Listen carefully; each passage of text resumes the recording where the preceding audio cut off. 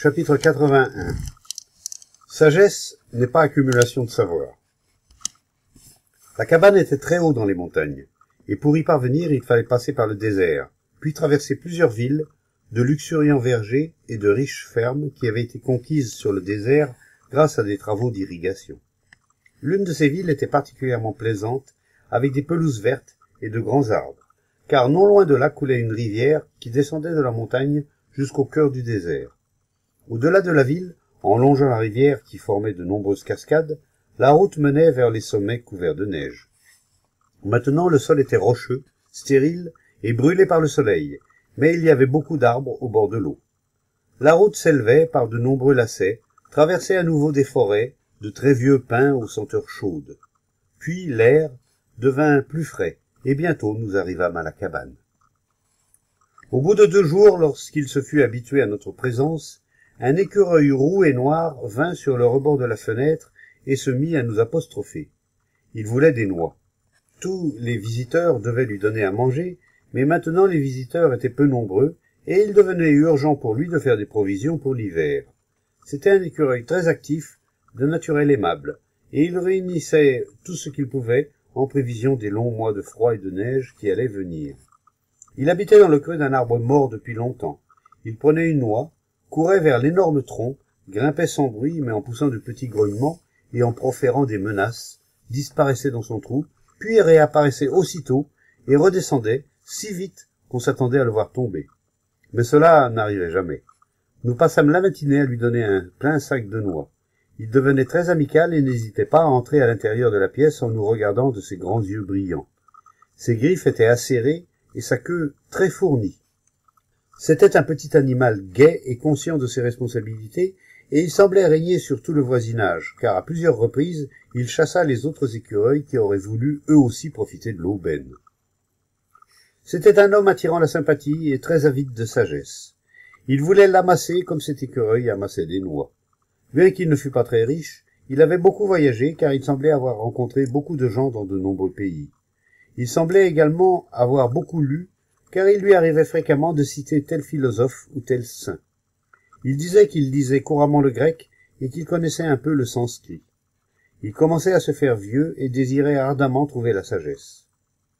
Peut-on acquérir la sagesse? Pourquoi pas? C'est l'expérience qui rend l'homme sage, et les connaissances sont essentielles pour acquérir la sagesse. Un homme qui a amassé beaucoup de savoir peut-il être sage? La vie est un processus d'accumulation. L'édification progressive du caractère, une lente découverte, l'expérience en somme, et la mise en réserve du savoir. Le savoir est essentiel pour comprendre toute chose.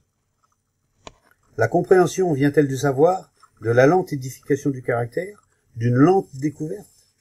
Le savoir est le résidu de l'expérience, l'accumulation du passé.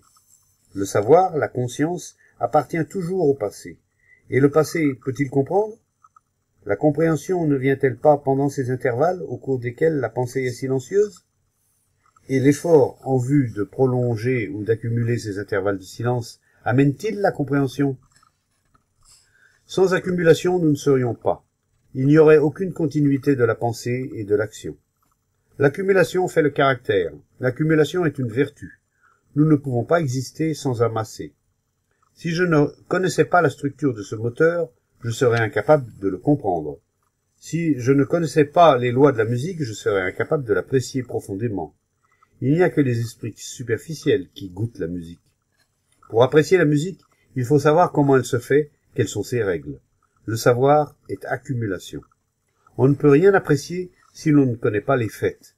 L'accumulation est nécessaire pour comprendre, et c'est cela la sagesse. Pour découvrir, il faut la liberté, n'est-ce pas? Si vous êtes enchaîné, si vous avez un énorme fardeau à porter, vous ne pouvez pas aller loin. Comment peut-il y avoir liberté s'il y a accumulation de quelque sorte que ce soit? L'homme qui accumule, que ce soit de l'argent ou des connaissances, ne peut jamais être libre. Vous ne désirez peut-être pas amasser des biens, mais le désir d'amasser des connaissances est encore un esclavage. Ce désir vous tient, vous possède. Un esprit prisonnier du désir d'acquérir est-il capable d'aller loin et de faire des découvertes? La vertu est-elle l'accumulation? Un esprit qui accumule la vertu est-il vertueux? La vertu, n'est-ce pas être délivré du désir de devenir? Le caractère, la personnalité peut être, elle aussi, un esclavage. La vertu ne peut jamais être un esclavage, mais l'accumulation l'est toujours. Comment peut-il y avoir sagesse sans expérience? La sagesse est une chose, le savoir en est une autre. Le savoir est l'accumulation de l'expérience. Il est la continuation de l'expérience, qui est mémoire. La mémoire peut être cultivée, fortifiée, façonnée, conditionnée. Mais la sagesse, est-elle l'extension de la mémoire? Ce qui a de la continuité, est-il la sagesse? Nous avons des connaissances, l'accumulation des âges, et pourquoi ne sommes-nous pas sages, heureux, créateurs? Le savoir donne-t-il la félicité? Savoir, c'est-à-dire accumuler des expériences, n'est pas percevoir directement. Le savoir empêche la perception directe.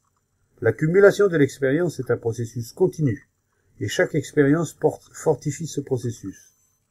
Chaque expérience renforce la mémoire, la fait vivre. Sans cette constante réaction de la mémoire disparaîtrait bientôt. La pensée est mémoire, le mot, l'accumulation de l'expérience. La mémoire est le passé, tout comme la conscience. Tout ce fardeau du passé est l'esprit, est pensée. La pensée est l'accumulé, tout ce qui est mis en réserve. Et comment la pensée peut-elle être jamais libre pour découvrir le nouveau? Elle doit cesser pour que soit le nouveau. Je comprends cela dans une certaine mesure. Mais sans la pensée, comment peut-il y avoir compréhension? La compréhension est-elle un processus du passé, ou bien est-elle toujours le présent? Compréhension veut dire action dans le présent. N'avez-vous pas remarqué que la compréhension est dans l'instant, qu'elle n'appartient pas au temps? Pouvez-vous comprendre graduellement? La compréhension est toujours immédiate. La pensée est le produit du passé. Elle est fondée sur le passé, elle est une réponse du passé. Le passé est l'accumulé, et la pensée est la réponse de l'accumulation. Comment, alors, la pensée peut-elle jamais comprendre? La compréhension est-elle un processus conscient? Vous mettez-vous délibérément à comprendre? Décidez-vous d'éprouver la beauté d'un crépuscule? Mais la compréhension n'est-elle pas un effort conscient? Qu'entendons-nous par conscience? Quand êtes-vous conscient? La conscience n'est-elle pas la réponse à la provocation, au stimulus, agréable ou douloureux? Cette réponse à la provocation, à la vie, est l'expérience. L'expérience est la parole, l'association. Sans les mots, il n'y aurait pas d'expérience, n'est-ce pas? Tout ce processus de la provocation, de la réponse, de la dénomination, de l'expérience, est l'état de conscience. Cet état de conscience est toujours un processus du passé. L'effort conscient, la volonté de comprendre, d'accumuler, la volonté d'être, est une continuation du passé. Peut-être modifiée, mais toujours du passé. Lorsque nous faisons un effort pour être ou pour devenir quelque chose, ce quelque chose est une projection de nous-mêmes. Lorsque nous faisons un effort conscient pour comprendre, nous entendons le bruit de nos propres accumulations. C'est ce bruit qui empêche de comprendre. Alors, qu'est-ce que la sagesse? La sagesse est lorsque le savoir cesse. Le savoir a une continuité. Sans continuité, il n'y a pas de savoir. Ce qui a une continuité n'est jamais libre, n'est jamais le nouveau. Il n'y a liberté que pour ce qui a une fin. Le savoir ne peut jamais être nouveau. Il devient toujours l'ancien. L'ancien absorbe toujours le nouveau, ce qui le fortifie. L'ancien doit cesser pour que soit le nouveau. En somme, vous dites que la pensée doit cesser pour que vienne la sagesse. Mais comment la pensée peut-elle cesser? Il n'y a pas de discipline, de pratique ou d'austérité qui soit capable de mettre fin à la pensée. Le sujet pensant est la pensée, et il ne peut opérer sur lui-même. S'il le fait, il se fait illusion à soi-même. Il est pensé, il n'est pas distinct de la pensée. Il peut prétendre qu'il est différent, il peut faire semblant d'être autre, mais ce n'est là qu'une ruse de la pensée pour se donner la permanence. Lorsque la pensée tente de cesser, la pensée ne fait que se fortifier. Quoi qu'elle fasse, la pensée ne peut pas se taire. Ce n'est que lorsque l'on voit la vérité de cela que la pensée cesse. Il n'y a liberté que lorsque l'on voit la vérité de ce qui est. Et la sagesse est la perception de cette vérité. Ce qui est n'est jamais statique. Et pour observer passivement cela, il faut être libre de toute accumulation.